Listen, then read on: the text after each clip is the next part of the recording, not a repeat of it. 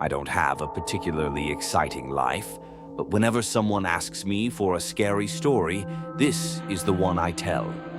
I was 16, about to start my junior year of high school. My family had a lake house, the kind that was packed with tourists in the summer, but eerily empty once fall rolled in. After Labor Day, the town turned quiet. Most of the lake houses were boarded up for the season, and at night the only sound was the water lapping against the docks. I loved running at night, especially in the off-season. The empty roads and cool air were the perfect combination. That evening, I decided to take my usual route, a 2-mile stretch along the lakeshore before looping back through the woods. It was peaceful at first. The distant sound of crickets, the soft rhythm of my footsteps against the pavement, and the occasional ripple from the lake kept me in a steady rhythm. I was in that trance-like state runners talk about, when everything fades and it's just you and the road. And then I heard something. It was subtle at first, a faint rustling in the trees beside me. I ignored it. Probably just a deer. But then it happened again, closer this time. Leaves crunching, footsteps matching my pace. I slowed and the sound stopped. I turned my head, scanning the tree line, but saw nothing. A deep unease settled in my stomach. I tried to shake it off and kept running, quickening my pace.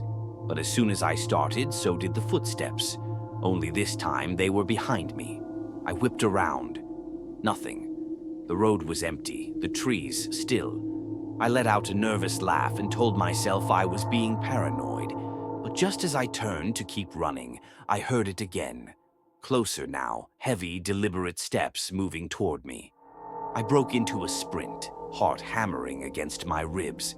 My house wasn't far. I just had to make it to the driveway. But no matter how fast I ran, the footsteps stayed with me, steady, relentless. I could hear breathing now, ragged and strained. The moment I reached my driveway, I threw myself onto the porch and spun around. The road was empty. I stood there, panting, trying to catch my breath. Maybe it was just my imagination. Maybe I had psyched myself out.